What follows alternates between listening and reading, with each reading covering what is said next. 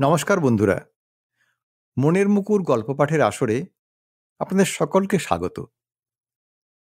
আজ আমি পড়ে শোনাব বাংলা সাহিত্যের অমর কথাশিল্পী শরৎচন্দ্র চট্টোপাধ্যায়ের সেই বিখ্যাত গল্প মহেশ।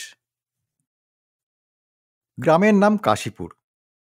গ্রাম ছোট, জমিদার আরও ছোট।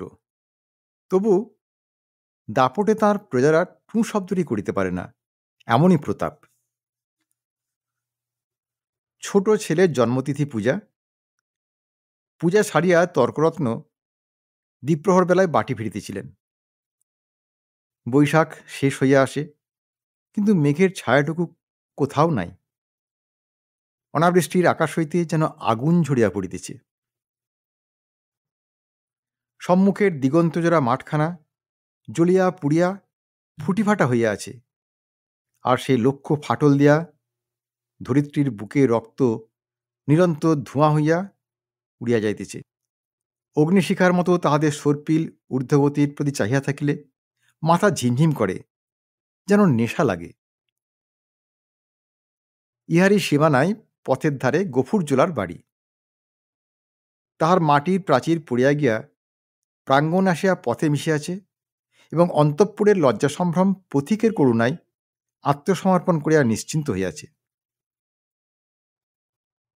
পথের ধারে একটা পিটালি গাছের ছায়ায় দাঁড়াইয়া তর্করত্ন উচ্চকণ্ঠে ডাক দিলেন, ওরে ও গফরা, বলি ঘরে আছিস? তাহার বছর দশেকের মেয়ে দুয়ারে দাঁড়াইয়া সাড়া দিল, কেন বাবাকে? বাবার যে জ্বর। জ্বর? ডেকে দে হারামজাদাকে, পাষণ্ড নেচ্ছ। হাঁক ডাকে গফুর মিয়া ঘর হইতে বাহির হইয়া জ্বরে কাঁপিতে কাঁপিতে কাছে আসিয়া দাঁড়াইল। ভাঙা প্রাচীরের গা ঘেঁষিয়া একটা পুরাতন বাবলা গাছ, তাহার ডালে বাঁধা একটা ষাঁড়। তর্করত্ন দেখাইয়া কহিলেন, ওটা হচ্ছে কি শুনি? এ হিঁদুর গাঁ, ব্রাহ্মণ জমিদার, সে খেয়াল আছে? তার মুখখানা রাগে ও রৌদ্রের ঝাঁঝে রক্তবর্ণ, সুতরাং সে মুখ দেওয়া তপ্ত খরবাক্যই বাহির হইবে। কিন্তু হেতুটা বুঝিতে না পারিয়া গফুর শুধু চাহিয়া রহিল। তর্করত্ন বলিলেন, সকালে যাবার সময় দেখে গেছি বাঁধা, দুপুরে ফেরবার পথে দেখছি তেমনি ঠাই বাঁধা। গোহর তাহলে যে কর্তা তোকে জ্যান্ত কবর দেবে, সে যে সে বামুন নয়। কি করব বাবা ঠাকুর, বড় লাচারে পড়ে গেছি। কদিন থেকে গায়ে জ্বর, দড়ি ধরে যে দুখুঁটো খাইয়ে আনবো তা মাথা ঘুরে পড়ে যায়। তবে ছেড়ে দে না, আপনি চড়াই করে আসুক। কোথায় ছাড়বো বাবা ঠাকুর, লোকের ধান এখনো সব ঝাড়া হয়নি, খামারে পড়ে। খড় এখনো গাদি দেওয়া হয়নি। মাঠের আলগুলো সব জ্বলে গেল, কোথাও এক মুঠো ঘাস নেই। কার ধানে মুখ দেবে, কার গাদা ফেড়ে খাবে, কেমনে ছাড়ি বাবা ঠাকুর? তর্করত্ন একটু নরম হইয়া কহিলেন, না ছাড়িস তো ঠান্ডায় কোথাও বেঁধে দিয়ে দুয়াটি বিচুলি ফেলে দে না, তখন চিবুক। তোর মেয়ে ভাত রাঁধে নেই? ফ্যানে জলে দিয়ে না, এক গামলা খাক। গফুর জবাব দিল না। নিরুপায়ের মতো তর্করত্নের মুখের পানে চাহিয়া তাহার নিজের মুখ দিয়া শুধু একটা দীর্ঘ নিঃশ্বাস বাহির হয়ে আসিল। তর্করত্ন বলিলেন, ও তাও নেই বুঝি? কি করলি খড়? ভাগে এবার যা পেলি সমস্ত বেঁচে পেটায় নামো। গরুটার জন্য একাডি ফেলে রাখতে নেই, ব্যাটা কষায়। এই নিষ্ঠুর অভিযোগে গফুরের জন্য বাকরোধ হইয়া গেল। ক্ষণেক পরে ধীরে ধীরে কহিল, কাহনখানেক খড় এবার ভাগে পেয়েছিলাম, কিন্তু গেল সনের বকেয়া বলে কর্তামশাই সব ধরে রাখলেন। কেঁদে কেটে হাতে পায়ে পড়ে বললাম, বাবুমশাই, হাকিম তুমি, তোমার রাজত্ব ছেড়ে আর পালাবো কোথায়? আমাকে 15 বিচুলি না হয় দাও। চালে খড় নেই, একখানি ঘর, বাপ বেটিতে থাকি, তাও না হয় তালপাতার গোঁজা গাঁজা দিয়ে এ বর্ষাটা কাটিয়ে দেব। কিন্তু না খেতে পেয়ে আমার মহেশ যে মরে যাবে। তর্করত্ন হাসিয়া কহিলেন, ইস, হ্যাঁ, সাদ করে আবার নাম রাখা হয়েছে মহেশ, সে বাঁচিনে। কিন্তু এই বিদ্রুপ কুকুরে কানে গেল না। সে বলিতে লাগিল, কিন্তু হাকিমের দয়া হলো না। মাস 2 খোরাকের মতো ধান দুটি আমাদের দিলেন, কিন্তু বেবাক খড় সরকারে গাদা হয়ে গেল। ও আমার কুটোটি পেলে না। বলিতে বলিতে কণ্ঠস্বর তাহার অশ্রুহারে ভারী হইয়া উঠিল, কিন্তু তর্করত্নের তাহাতে করুণার উদয় হইল না। কহিলেন, ওহ, আচ্ছা মানুষ তো তুই, খেয়ে রেখেছিস আর দিবি নে? জমিদার কি তোকে ঘর থেকে খাওয়াবে নাকি? তোরা তো দেখছি রামরাজত্বে বাস করিস, ছোট লোক কি না, তাই তার নিন্দে করে মরিস। গফুর লজ্জিত হয়ে বলিল, নিন্দে করব কেন বাবা ঠাকুর, নিন্দে তার আমরা করিনি, কিন্তু কোথা থেকে দিই বলো তো? বিঘে চারেক জমি ভাগে করি, কিন্তু উপরে উপরে 200 অজন্মা, মাঠের ধান মাঠে শুকিয়ে গেল। বাপ বেটিতে দুবেলা দুটো পেট ভরে খেতে পর্যন্ত পায়নি। ঘরের পানে চেয়ে দেখো, বৃষ্টি বাদলে মেয়েটাকে নিয়ে কোণে বসে রাত কাটায়, পা ছড়িয়ে শোবার ঠাঁই পর্যন্ত মেলে না।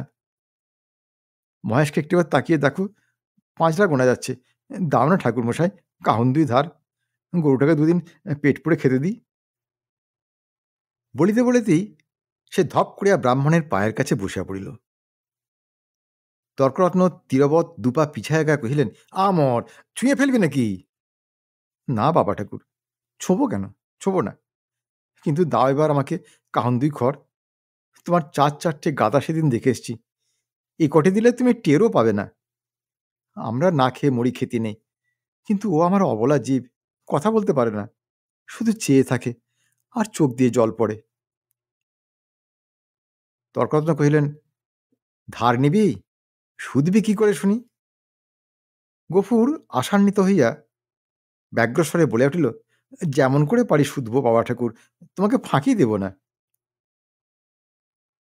তর্করত্ন মুখে এক প্রকার শব্দ করিয়া গফুরের ব্যাকুল কণ্ঠের অনুকরণ করিয়া কহিলেন, ফাঁকি দেব না, যেমন করে পারি শুধব, রসিক নাগর, যা যা সর পচ্চার, ঘরে যায়, বেলা বয়ে গেল। এই বলিয়া তিনি একটু মুচকি হাসিয়া পা বাড়াইয়া সহসা সবাই পিছাই গিয়া সক্রোধে বলে উঠলেন, আমর, এ সিংনের আসে যে গুতবে নাকি? গফুর উঠিয়া দাঁড়াইল। ঠাকুরের হাতে ফলমূল ও ভিজা চালের পুঁটুলি ছিল। সেইটা দেখায় কহিল, হ্যাঁ, গন্ধ পেয়েছি তো, এক মুঠো খেতে চাই। ও, খেতে চাই তা বটে, যেমন চাষা তা তেমনি বলদ, খড় জোটে না, চালকলা খাওয়া চাই। নে নে, পর থেকে সরিয়ে বাঁধ। যে শিং, কোন দিন দেখছি কাকে খুন না করে বসে। এই বলিয়া তর্করত্ন পাশ কাটাইয়া হনহন করিয়া চলিয়া গেলেন। গফুর সেদিক হইতে দৃষ্টি ফিরাইয়া ক্ষণকাল স্তব্ধ হইয়া মহেশের মুখের দিকে চাহিয়া রহিল। তাহার নিবিড় গভীর কালো চোখ দুটি বেদনা ও ক্ষুধায় ভরা। কহিল, তোকে দিলেন এক মুঠো, ওদের অনেক আছে, তবু দেয় না, না দিগ্গে। তাহার গলা বুঝিয়া আসিল। তারপরে চোখ দেয়া টপ টপ করিয়া জল পড়িতে লাগিল। কাছে আসিয়া নীরবে ধীরে ধীরে তাহার গলায়, মাথায়, পিঠে হাত বুলাইয়া দিতে দিতে চুপি চুপি বলিতে লাগিল, মহেশ, তুই আমার ছেলে, তুই আমাদের 8 সন প্রীতিপালন করে বুড়ো হয়েছিস, তোকে আমি পেট পুড়ে খেতে দিতে পারিনি, কিন্তু তুই তো জানিস তোকে আমি কত ভালোবাসি। মহেশ প্রত্যুত্তরে শুধু গলা বাড়াইয়া আরামে চোখ বুজিয়া রহিল। গফুর চোখের জল গরুটার পিঠির উপর রগড়াইয়া মুছিয়া ফেলিয়া তেমনি অস্ফুটে কহিতে লাগিল, জমিদার তোর মুখের খাবার কেড়ে নিলে, শ্মশানধারে গাঁয়ের যে গোচরটুকু ছিল তাও পয়সার লোভে জমাবিলি করে দিলে। এই 2 বছরে তোকে কেমন করে বাঁচিয়ে রাখি বল? ছেড়ে দিলে তুই পরের গাদা ফেড়ে খাবি, মানুষের কলা গাছে মুখ দিবি, তোকে নিয়ে আমি কি করি?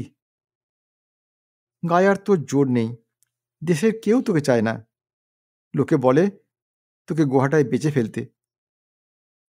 কথাটা মনে মনে উচ্চারণ করিয়াই আবার তাহার 2 চোখ বাহিয়া টপ টপ করিয়া জল পড়িতে লাগিল।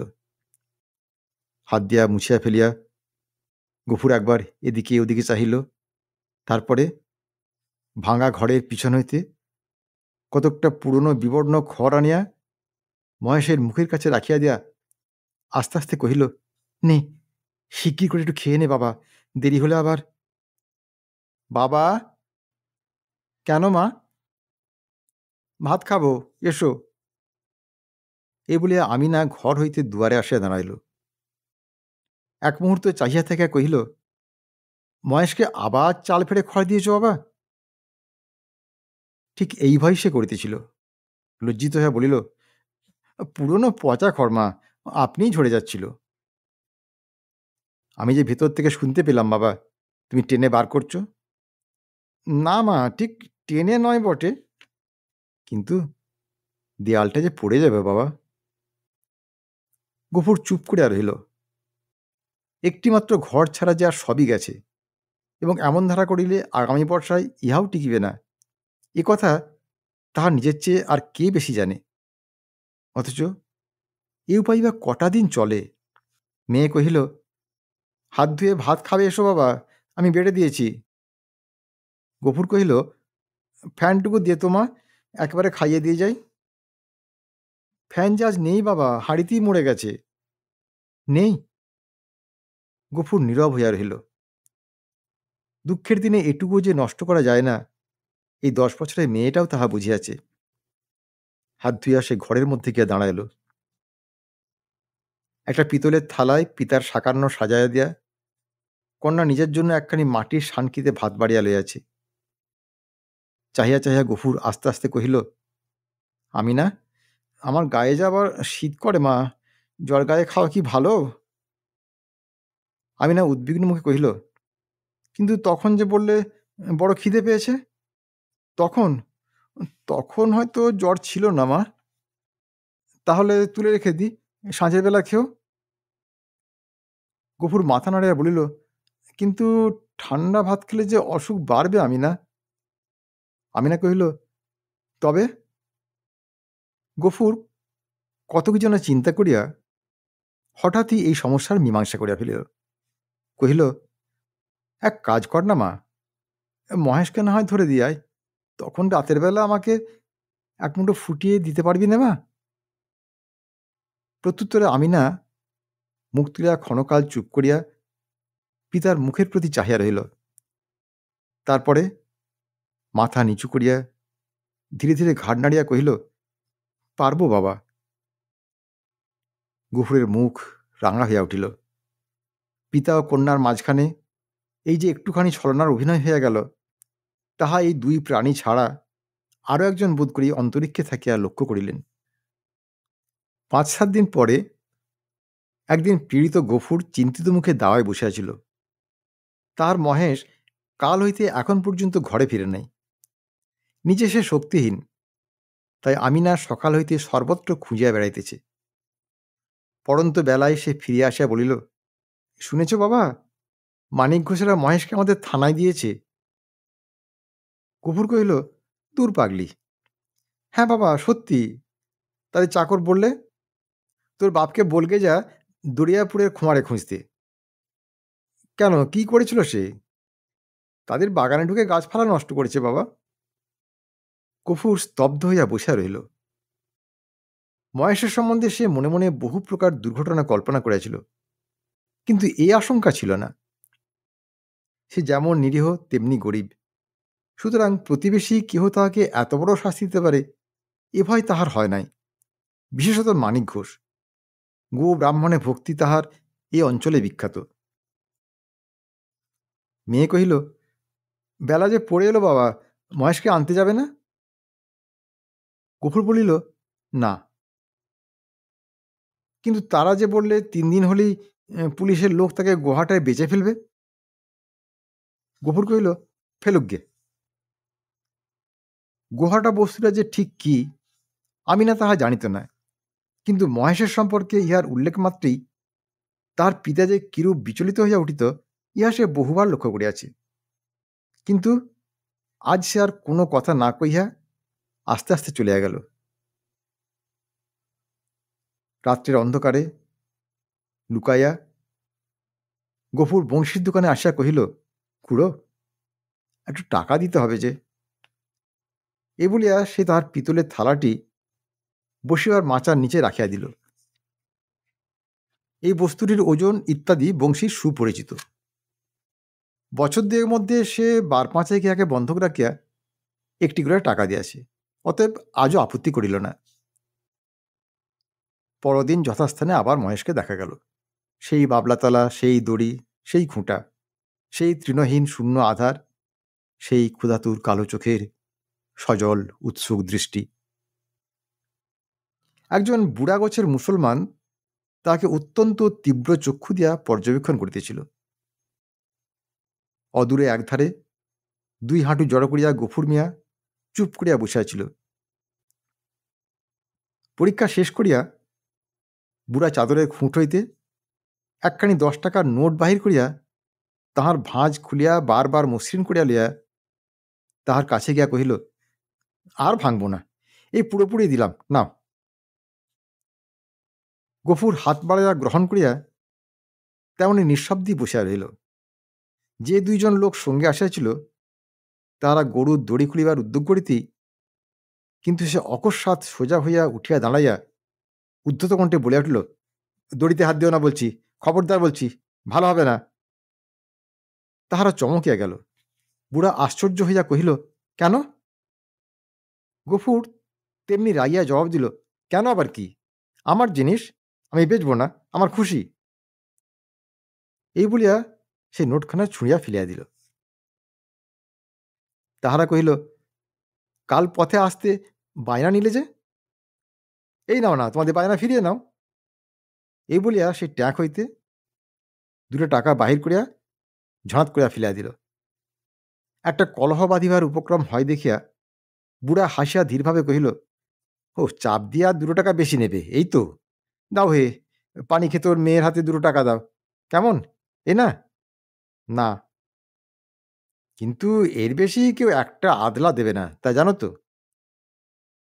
গফুর সজোরে মাথা নাড়িয়া কহিল, না। বুড়া বিরক্ত হইল, কহিল, না তো কি, ওই চামড়াটাই যা দামে বিকবে, নইলে মাল আর আছে কি? তোবা তোবা। গফুরের মুখ দিয়া হঠাৎ একটা বিশ্রী কটু কথা বাহির হইয়া গেল এবং পরক্ষণে সে ছুটিয়া গিয়া নিজের ঘরে ঢুকিয়া চিৎকার করিয়া শাসাইতে লাগিল যে তাহারা যদি অবিলম্বে গ্রাম ছাড়িয়া না যায় তো জমিদারের লোক ডাকিয়া জুতা পেটা করিয়া ছাড়িবে। হাঙ্গামা দেখিয়া লোকগুলা চলিয়া গেল। কিন্তু কিছুক্ষণই জমিদারের সদর হইতে তাহার ডাক পড়িল। গফুর বুঝিল এ কথা কর্তার কানে গিয়াছে। সদরে ভদ্র অভদ্র অনেকগুলি ব্যক্তি বসিয়াছিল। শিবুবাবু চোখ রাঙা করিয়া কহিলেন, গপরা, তোকে আমি কি সাজা দেব ভেবে পাইনি।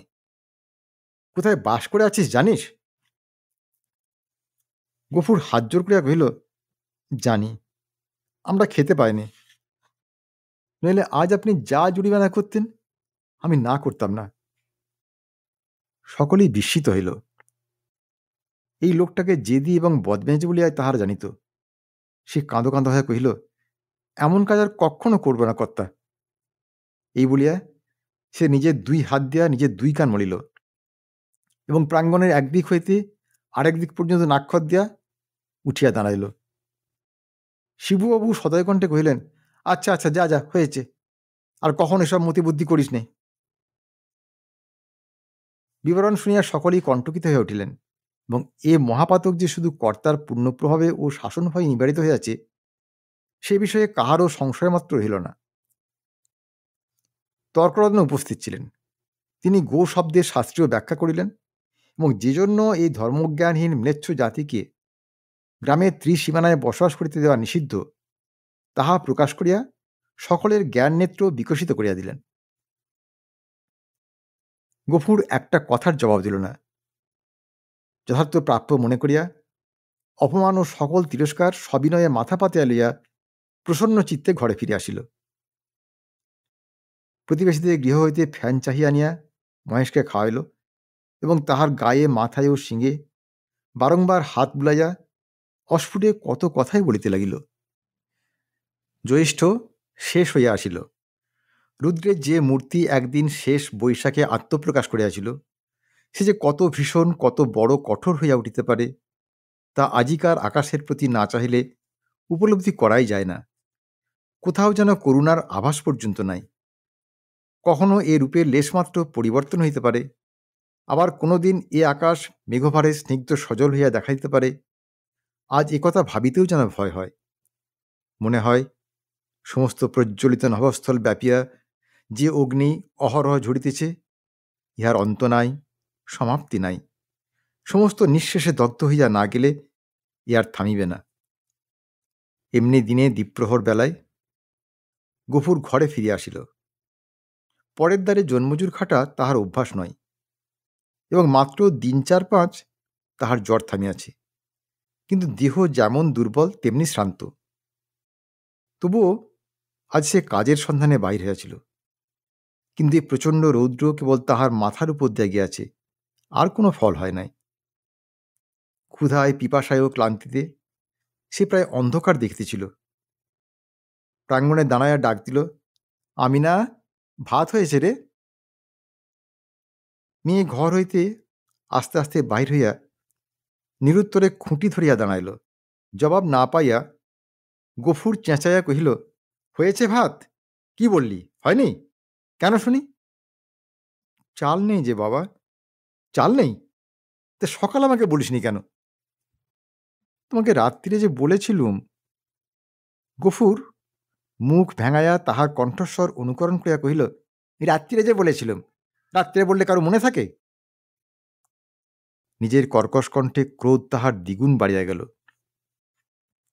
মুখ অধিকতর বিকৃত করিয়া বলিয়া উঠিল, চাল থাকবে কি করে? রোগা বাপটা খাক আর না খাক, বুড়ো মেয়ে 4-5 বার করে ভাত গিলবি। এবার থেকে চালে আমি কুলুপ বন্ধ করে বাইরে যাব। দে, এক ঘড়ি জল দে। উফ, তেষ্টায় বুক ফেটে গেল। বল, তাও নেই? আমি না তেমনি অধমুখে দাঁড়াইয়া রহিল। কয়েক মুহূর্ত অপেক্ষা করিয়া গফুর যখন বুঝিল গৃহে তৃষ্ণার জল পর্যন্ত নাই, তখন সে আর আত্মসংবরণ করিতে পারিল না। দ্রুতপদে কাছে গিয়া ঠাস করিয়া সশব্দে তাহার গালে এক চড় কষায় দেয়া কহিল, মুখ পোড়া হারামজাদা মেয়ে, সারাদিন তুই করিস কি? এত লোকে মরে, তুই মরিস নে? মেয়ে কথাটি কহিল না। মাটির শূন্য কলসিটি তুলিয়া লইয়া সেই রৌদ্রের মাঝেই চোখ মুছিতে মুছিতে নিঃশব্দে বাহির হইয়া গেল। সে চোখের আড়াল হইতেই কিন্তু গফুরের বুকে শেল বিঁধিল। মা মরা এই মেয়েটিকে সে যে কি করিয়া মানুষ করিয়াছে সে কেবল সেই জানে। তাহার মনে পড়িল, এই তাহার স্নেহশীলা, কর্মপরায়ণা, শান্ত মেয়েটির কোনো দোষ নাই। ক্ষেতের সামান্য ধান কয়টি ফুরানো পর্যন্ত তাহাদের পেট ভরিয়া দুবেলা অন্ন জোটে না। কোনোদিন একবেলা, কোনোদিন বা তাহাও নয়। দিনে 5-6 বার ভাত খাওয়া যেমন অসম্ভব তেমনি মিথ্যা, এবং পিপাসার জল না থাকার হেতুও তাহার অবিদিত নয়। গ্রামের যে 2-3টা পুষ্করিণী আছে তা একেবারে শুষ্ক। শিবচরণবাবুর খিড়কির পুকুরে যা একটু জল আছে তাহা সাধারণে পায় না। অন্যান্য জলাশয়ের মাঝখানে 2-1টা গর্ত খুঁড়িয়া যাহা কিছু জল সঞ্চিত হয় তাহাতে যেমন কাড়াকাড়ি তেমনি ভিড়। বিশেষত মুসলমান বলিয়া এই ছোট মেয়েটা তো কাছেই ঘেঁষিতে পারে না। ঘণ্টার পর ঘণ্টা দূরে দাঁড়াইয়া বহু অনুনয় বিনয়ে কেহ দয়া করিয়া যদি তাহার পাত্রে ঢালিয়া দেয়, সেইটুকুই সে ঘরে আনে। এ সমস্তই সে জানে। হয়তো আজ জল ছিল না, কিংবা তাড়াতাড়ির মাঝখানে কেহ মেয়েকে তাহার কৃপা করিবার অবসর পায় নাই, এমনই কিছু একটা হইয়া থাকিবে নিশ্চয় বুঝিয়া তাহার নিজের চোখেও জল ভরিয়া আসিল। এমনি সময়ে জমিদারের পিয়াদা যমদূতের ন্যায় আসিয়া প্রাঙ্গণে দাঁড়াইল। চিৎকার করিয়া ডাকিল, গপটা ঘরে আছিস? গফুর তিক্ত কণ্ঠে সাড়া দেয়া কহিল, আছি, কেন? বাবুমশাই ডাকছেন, আয়। গফুর কহিল, আমার খাওয়া দাওয়া হয়নি, পরে যাব। এত বড় স্পর্ধা পিয়াদার সহ্য হইল না। সে কুৎসিত একটা সম্বোধন করে কহিল, বাবুর হুকুম, জুতো মারতে মারতে টেনে নিয়ে যেতে। গফুর দ্বিতীয়বার আত্মবিস্মৃত হইল। সেও একটা দুর্বাক্য উচ্চারণ করে কহিল, মহারানীর রাজত্বে কেউ কারো গোলাম নয়, খাজনা দিয়ে বাস করি, আমি যাব না। কিন্তু সংসারে অত ক্ষুদ্রের অত বড় দোহাই দেওয়া শুধু বিফল নয়, বিপদেরও কারণ। রক্ষায় যে অত ক্ষীণ কণ্ঠ অত বড় কানে গিয়া পৌঁছায় না। না হইলে তাঁর মুখের অন্ন ও চোখের নিদ্রা দুই ঘুচিয়া যাইত। তাহার পরে কি ঘটিল বিস্তারিত করিয়া বলার প্রয়োজন নাই, কিন্তু ঘণ্টাখানেক পরে যখন সে জমিদারের সদর হইতে ফিরিয়া ঘরে গিয়া নিঃশব্দে শুইয়া পড়িল, তখন তাহার চোখ মুখ ফুলিয়া উঠিয়াছে। তার এত বড় শাস্তির হেতু প্রধানত মহেশ। গফুর বাটি হইতে বাহির হইবার পরে সেও দড়ি ছিঁড়িয়া বাহির হইয়া পড়ে এবং জমিদারের প্রাঙ্গণে ঢুকিয়া ফুল গাছ খাইয়াছে, ধান শুকাইতেছিল তাহা ফেলিয়া ছড়াইয়া নষ্ট করিয়াছে, পরিশেষে ধরিবার উপক্রম করায় বাবুর ছোট মেয়েকে ফেলিয়া দিয়া পলায়ন করিয়াছে। এরূপ ঘটনা এই প্রথম নয়, ইতিপূর্বেও ঘটিয়াছে, শুধু গরিব বলিয়াই তাহাকে মাপ করা হইয়াছিল। পূর্বের মতো এবারও সে আসিয়া হাতে পায়ে পড়িলে হয়তো ক্ষমা করা হইত, কিন্তু সে যে কর দিয়া বাস করে বলিয়া কাহারও গোলাম নয় বলিয়া প্রকাশ করিয়াছে, প্রজার মুখের এত বড় স্পর্ধা জমিদার হইয়া শিবচরণবাবু কোনো মতেই সহ্য করিতে পারেন নাই। সেখানে সে প্রহার ও লাঞ্ছনার প্রতিবাদ মাত্র করে নাই, সমস্ত মুখ বুজিয়া সহিয়াছে। ঘরে আসিয়াও সে তেমনি নিঃশব্দে পড়িয়া রহিল। ক্ষুধা তৃষ্ণার কথা তাহার মনে ছিল না, কিন্তু বুকের ভিতরটা যেন বাহিরে মধ্যাহ্ন আকাশের মতো জ্বলিতে লাগিল। এমন কতক্ষণ কাটিল তাহার হুঁশ ছিল না, কিন্তু প্রাঙ্গণ হইতে সহসা তাহার মেয়ের আর্তকণ্ঠ কানে যাইতি সে সবেগে উঠিয়া দাঁড়াইল এবং ছুটিয়া বাহিরে আসিতে দেখিল আমিনা মাটিতে পড়িয়া এবং বিক্ষিপ্ত ভাঙা ঘট হইতে জল ছড়িয়া পড়িতেছে, আর মহেশ মাটিতে মুখ দিয়া সেই জল মরুভূমির মতো যেন শুষিয়া খাইতেছে। চোখের পলক পড়িল না। গফুর দিগ্বিদিক জ্ঞানশূন্য হইয়া গেল। মেরামত করিবার জন্য কাল সে তাহার লাঙলে মাথাটা খুলিয়া রাখিয়াছিল, তাহাই দুই হাতে গ্রহণ করিয়া সে মহেশের অবনত মাথার উপরে সজোরে আঘাত করিল। একটিবার মাত্র মহেশ মুখ তুলিবার চেষ্টা করিল, তাহার পরেই তাহার অনাহার ক্লিষ্ট শীর্ণ দেহ ভূমিতলে লুটাইয়া পড়িল। চোখের কোণ বাহিয়া কয়েক বিন্দু অশ্রু ও কান বাহিয়া ফোঁটা কয়েক রক্ত গড়াইয়া পড়িল। বার দুই সমস্ত শরীরটা তাহার থরথর করিয়া কাঁপিয়া উঠিল, এবং তারপরে সম্মুখ পশ্চাতের পা দুটা তাহার যতদূর যায় প্রসারিত করিয়া দিয়া মহেশ শেষ নিঃশ্বাস ত্যাগ করিল।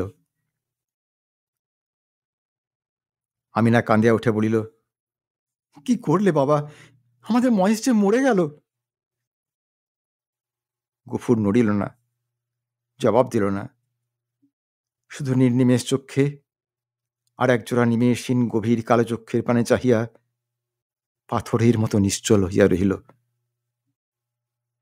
ঘণ্টা দুয়েক মধ্যে সংবাদ পাইয়া গ্রামান্তের মুচির দল আসিয়া জুটিল। তারা বাঁশে বাঁধিয়া মহেশকে ভাগাড়ে লইয়া চলিল। তাহাদের হাতে ধারালো চকচকে ছুরি দেখিয়া গফুর শিহরিয়া চক্ষু মুদিল, কিন্তু একটা কথাও কহিল না। পাড়ার লোকে কহিল, তর্করত্নের কাছে ব্যবস্থা নিতে জমিদার লোক পাঠিয়েছেন। প্রাচীর তীরে খরচ জোগাতে এবার তাকে না ভিটে বেচতে হয়। গফুর এ সকল কথারও কোনো উত্তর দিল না। দুই হাঁটুর উপর মুখ রাখিয়া ঠাই বসিয়া রহিল। অনেক রাত্রে গফুর মেয়েকে তুলিয়া কহিল, আমিনা, চল আমরা যাই। সে দাওয়ায় ঘুমাইয়া পড়িয়াছিল। চোখ মুছিয়া উঠিয়া বসিয়া কহিল, কোথায় বাবা? গফুর কহিল, ফুলবেড়ের চটকলে কাজ করতে। মেয়ে আশ্চর্য হইয়া চাহিয়া রহিল। ইতিপূর্বে অনেক দুঃখেও পিতা তাহার কলে কাজ করিতে রাজি হয় নাই। সেখানে ধর্ম থাকে না, মেয়েদের ইজ্জতাব্রু থাকে না, কথা সে বহুবার শুনিয়াছে। গফুর কহিল, দেরি করিস নে মা, চল, অনেকটা পথ হাঁটতে হবে। আমিনা জল খাইবার ঘটি ও পিতার ভাত খাইবার পিতলের থালাটি সঙ্গে লইতেছিল। গফুর নিষেধ করিল, ওসব থাক মা, ওতে আমার মহেশের প্রাচিত্তির হবে। অন্ধকার গভীর নিশীথে সে মেয়ের হাত ধরিয়া বাহির হইল। এই গ্রামে আত্মীয় বলিতে কেহ তাহার ছিল না, কাহাকেও বলিবার কিছু নাই। আঙিনা পার হইয়া পথের ধারে সেই বাবলাতলায় আসিয়া সে থমকিয়া দাঁড়াইয়া সহসা হু হু করিয়া কাঁদিয়া উঠিল। নক্ষত্রখচিত কালো আকাশে মুখ তুলিয়া বলিল, আল্লাহ, তুমি আমাকে যত খুশি সাজা দিও, কিন্তু মহেশ আমার তেষ্টা নিয়ে মরেছে। তার চড়ে খাবার এতটুকু জমি কেউ রাখেনি যে তোমার দেওয়া মাঠের ঘাস, তোমার দেওয়া তেষ্টার জল তাকে খেতে দেয়নি। তার কসুর তুমি যেন কখনো মাপ করো না। বন্ধুরা, আজকের গল্প তাহলে এখানেই শেষ করছি। গল্পটি ভালো লাগলে একটি লাইক দেবেন ও গল্পটি শেয়ার করবেন। আর যারা এখনও আপনাদের প্রিয় এই মনের মুকুর চ্যানেলটি সাবস্ক্রাইব করেননি, তাদেরকে সাবস্ক্রাইব করার জন্য আমি বিশেষ অনুরোধ জানাচ্ছি। দেখুন বন্ধুরা, আপনারা যদি সাবস্ক্রাইব, লাইক ও শেয়ার করেন, আপনাদের কোনো ক্ষতি নেই, কিন্তু আমি ভীষণভাবে উপকৃত হই। তাই আপনাদের কাছে আমার বিশেষ অনুরোধ, গল্প পাঠ ভালো লাগলে চ্যানেলটি এখনই সাবস্ক্রাইব করুন, একটা লাইক দিন ও শেয়ার করুন। আজ তাহলে এই পর্যন্তই। খুব শিগগিরই আবার আপনাদের সামনে হাজির হব এইরকম একটি সুন্দর গল্পের ভিডিও নিয়ে। ততক্ষণ আপনারা সবাই খুব ভালো থাকুন, সুস্থ থাকুন, আনন্দে থাকুন। আজ তাহলে এই পর্যন্তই। আসি বন্ধুরা, নমস্কার।